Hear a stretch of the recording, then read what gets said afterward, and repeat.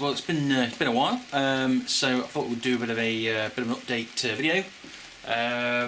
First thing to talk about is I've had a few problems with brews lately. Some of you might know. A couple of them I've done recently have just gone totally pear-shaped, but I'm going to look into those in a minute actually. Well, it's not now because it's you can see it's still pretty early in the day, so I'm going to have a couple of beers later on and just test them. Just for testing purposes, and no enjoyment there. But the first problem I solved was to do with this, the Autosyphon. Well, I say solved. So I think this is quite a common problem actually. If you're zooming on correctly, but you can see the little plungery thing there.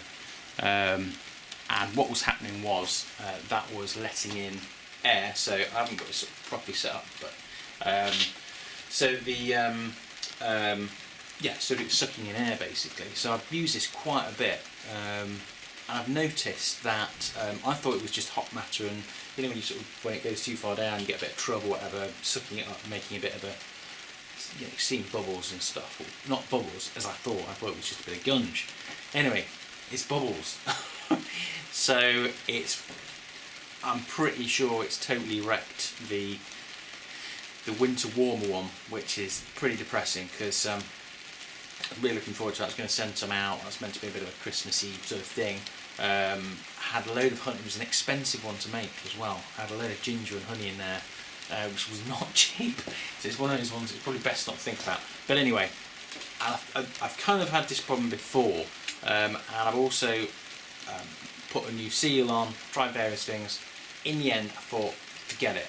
That's not quite what I thought, but I thought, try something else. And that's not quite what I thought, but you get the gist. So I'm going to abandon this. I'm going to keep the bits, just in case I need them for something. It's always handy to have these in it. So I've got a little box up there, so I shall consign it to the box of spares. And I'm just, the last, when I racked off a version 4 of a bass, I just found this tip online. Works really well.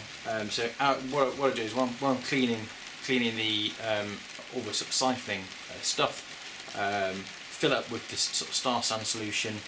Oh, it's a shame I should have got it out actually, but I mean you get the idea.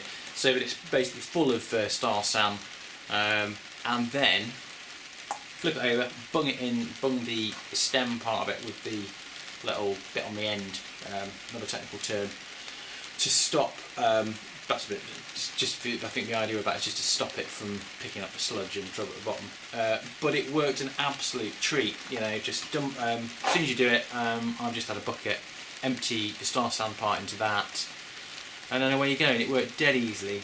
One of the reasons I went for the Autosyphons before was I always seemed to struggle with the siphoning, because I mean, beforehand you'd have to do sort of sucking and doing all this kind of holding it and all that kind of stuff, which obviously isn't a good idea for that. And also what I found was, if you're siphoning off and then you get perhaps halfway and it goes pear-shaped, you have to restart it and stuff like that. So that's why I went for the Autosyphon. But I've since renouncing everything to do with Autosyphons now. It's the work of a devil. I'm going back to basics. And I'll probably get a bit of longer bit of tube. It was just a Wilco one, I think it was. I got dead cheap, works fine. If you know how to use it properly. That's the key, isn't it? But I'm going to get a longer bit of tube actually, because it is a little bit too short when you're doing it in a keg. It is a bit, obviously you're just going to get more splashing then, which isn't going to be good for the beer. So yeah, that's where we got with that. So I'm pretty confident I've solved that problem, which was with the winter warmer, wasn't it? I call it. The bass problem I had with that, I kind of think I've solved that one. But when dark falls, we should go and try these out and see what the SP is. But I think probably what I'm going to do for a bit is I'm probably going to take a step back from doing videos for a while, so I can concentrate on well, fixing these, you know, trying to get a little bit, yeah,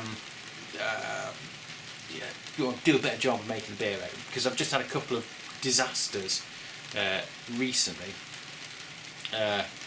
and yeah, you know, it's so I'm gonna, that's my plan. So I'm gonna do that, and then next year, coming to Christmas anyway, you know, probably mid next year or whenever, we'll get on to doing some. Oh, just imagine that, sitting outside with a pint of lager. Oh. Anyway, we're going to. I'll stop babbling now. We'll come back and talk a bit more about that later on. And I don't know what we're going to do. We're going to have a little cup of tea. It's a bit depressing day. It's not that depressing, just a bit rainy.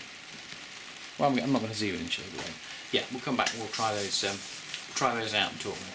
Okay, so we've got our kegs down there with the Bass V3 and V4 clone, and we've got what's that? Wilson warmer. That's the one we're worried about the oxygenation, and then we've got 3 identical glasses because we're going to be all professional about this. So I'm going to get those in there, and we're going to go in there because it is freezing in here. Okay. Right then, so this is the Wilson warmer. For one, I was doing a bit of a Christmas brew to sort of give out to beer mail and bits and bobs like that. It's honey and ginger, a bit of cinnamon in there, but this is the one I've got a problem with the Autosyphon with. Or certainly, I haven't tried it for a week or so, but we taste it then. So yeah. All right, well, let's give it a go. So you can immediately smell the ginger. There you go. Let's see. I think how long it's been in the bottle now. A month, something like that. I guess about a month, I think. But yeah, so right, okay, so you are getting the ginger, and I think that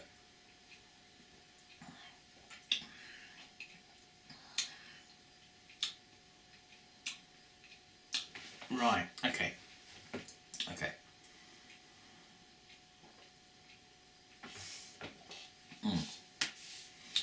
So when I tried this last, the ginger was a bit too overpowering, and I was thinking to myself, perhaps next time round knock 50 grams off, maybe even 100 grams, but actually that's mellowed quite nicely. But the problem is, it's got that kind of cardboardy, and it's often described as that, cardboardy, wet cardboard sort of flavour to it. Like, kind of like, which is when your beer's been oxygenated. I've had it a few times before, and it's always been when you've well, you know, splashed the water around too much when you've been transferring it, whatever it might be, or got oxygen in it somehow. And it's really annoying because first few good gulps, it's not too bad, but it begins to kind of yeah, it just begins to keep on nagging at you, kind of thing. As you're drinking it, you're enjoying it, man. It's you know, it's kind of like that. So it's tricky because this could do with aging a bit longer, I think, and obviously because it's been I've got quite a bit of oxygen in it, and it started to go turn a bit. It's starting to go a bit stale, I think. It means we're not going to be able to keep it around for too long, because otherwise it will go downhill too far. So you're never going to get it to probably where it should be. So yeah, I don't know. Disappointed with the you know, really with the Autosyphon thing. But positives then. Positives on this are, other than that taste, it's pretty. You know, I don't think I'm going to send these out because yeah. But anyway, positive wise, the ginger actually, I think, is about bang on. And there is that lovely sort of which I guess it must be the honey. I can't sort of taste, I can't actually taste the, well, I don't know. There's a nice flavour to it, a sweetness to it, which I'm guessing must be the honey, you know, the honey in there, but I can't really, I suppose the ginger, there's quite a lot of ginger in there, so perhaps if I wanted more of that to come through, I should drop the ginger down on the next version actually. I hadn't thought about that. That might be a sensible idea. But it's a fine amount of ginger, but obviously, you know, you want the other ingredients to come through as well. Or put more honey in, that's the other idea. Yeah, so, okay, so just if I ever watch this back for next time around, because I'm going to brew this again, obviously without completely messing it up, but I'm going to put in, I think maybe a little less ginger, which then, because I don't know if we're putting, honey is quite expensive, so I don't want to put too much honey in, otherwise it'll cost a bomb. So I reckon we'll go with the same amount of honey, and we will drop down the ginger by 50 grams. Just 50 grams, because that will, yeah, just by 50 grams. So I think that'll be 250. In that batch. So yeah, that's a bit of a bummer, but there you go. Yeah, it's annoying. Anyway, I'll stop rambling about it. So positive stuff on that one, but obviously there's the problem with the oxygenation. But I've got that fixed. I know what I'm doing. I mentioned that earlier on. Let's go for the 2 basses next. I'll go and get those out of the. Oh, it's just dead annoying that went wrong. But it happens, doesn't it, in homebrew? Just one of those things. Sometimes it. Yeah. No. Right. Yeah. Let's get the basses out. Let's see how they compare. Here we go. These are the 2 basses. A light actually. One's got a bigger head on. That's because it's got because what is that? So it's chair makes a really annoying noise. Because both similarly clear actually, and they're this one's not been in the keg for too long. What was I talking about? I was going to say something. It was about, I can't remember. Oh yeah, one we had on. That's just being freshly poured sort of thing. So we're just going to get stuck into these. So this is version 3.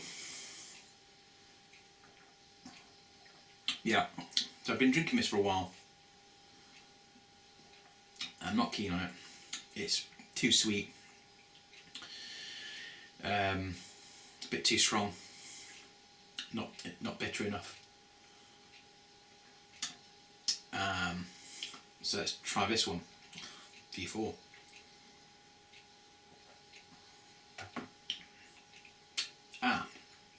Right.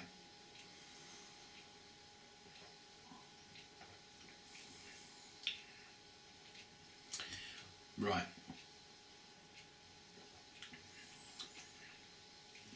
Right, there's an immediate difference in sweetness there. This is much sweeter. So with version 3, just going back, what happened with this one? Yeah, the yeast seemed to take, it was liquid yeast. It seemed to take absolutely ages to get going. It got going eventually, and it just went very steadily down. But I think part of the problem with this one was, well, I messed up the efficiency and stuff because that had changed in a good way. You know, so it's not a bad thing. It's just that I hadn't calculated for it correctly. But you know, you can't win all of them, can you? But the but I think I'm wondering whether part of the reason why it's sweet, it tastes quite a lot sweeter than V4, is to do with that yeast. Can't really explain it any further than that, but yeah, that's kind of where we are with that. So I'm not really keen on that, but it's drinkable. Okay, so this is V4. Now this has only been in the keg for, I don't know, perhaps a week, something like that. So no, actually, not even a week. It's only been 3 or 4 days. So this is just a bit of a quick test, really, just for my own, kind of thing. Just wanted to do a side by side. Yeah, so the bitterness is much nicer on it. I think that's the main thing. Still doesn't remind me of Bass. First two versions that I've done on this taste much more like Bass than this does. I'm not saying I don't like it. I'm saying it just doesn't taste anything like Bass. So I wonder if it could be that yeast that I used.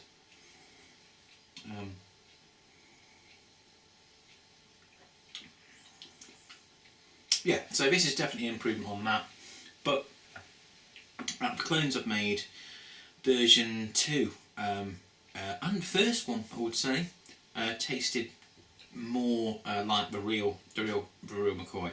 But this is also slightly too strong. I can't remember what it worked out actually. I'll put it on the end of the thing. So yeah, okay, well. Yeah, so I'm going to punch those numbers into Brewfile and update the thingamabob profile Dewberry, get that sorted, and hopefully I won't have the same problem again. But yeah, that's pretty much about it really.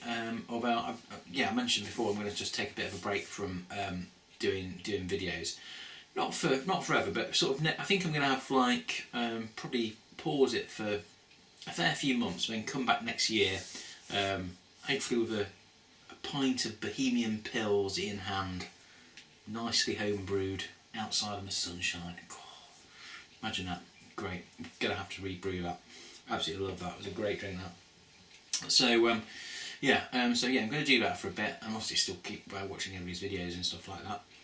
But I think what I need to do is to work on the new setup with efficiency and stuff like that, and then come back and see if I can improve things, because it's a bit kind of hit and miss at the moment, and yeah, just a bit hit and miss. Anyway, that's the end of that. I think we'll call it a day. So we're December 3rd, so Christmas is on its way, so hope everyone has a great Christmas. I might even go and show you Mr. Penguin, who is currently on the roof. Yeah, let's go and do a bit of video of Mr. Penguin. He's a cool guy. Alright, okay, cheers. It's not guys, he's a penguin, but you know what I mean. Okay, so delete the previous one. Okay, so just before we go and see Mr. Penguin, the other thing I forgot to mention was that the version 4, I reused the yeast from version 3. So, all I did was I just gave it a sort of a bit of a shake about, and put in about 2/3 of the yeast. I don't want to overpitch it because I did this before with the yeast, and I think I put the whole lot in, and it went a bit. It had just had a funny taste. So actually, I'm just wondering whether it's the reusing of the yeast that has given it a similar flavour to version 3, which wasn't as good as version 2. So I'll tell you what I'm going to do. I'm going to scrap. I'm not going to use that yeast again because I don't think. I'm not saying it's not good, but it just doesn't sort of suit this kind of style. I don't think anyway. Version 5 for Bass is going to be either a different kind of posh yeast, or no, I know what I'm going to do. Version 5, go dry yeast, but instead of SO4, we're going to try a different ale yeast, dry yeast strain. So that's what we're going to do, and we're going to just keep it dead simple, exactly the same. I'm not going to do version 5 now because I can't cope with another version of Bass, but next year that's definitely what we're going to do, because that yeast is expensive. That's part of the reason why I want to reuse it twice, because otherwise it's like £8, £9 a pop, so spread it over a few different brews, not too bad as yet, but just on one, it's a bit pricey. Here he is. Here is the main man. Check him out. All right. So, is it a cat or somebody screaming? I don't know. So, from me and Mr. Penguin, have a great Christmas, Happy New Year, and all that sort of jazz. Cheers.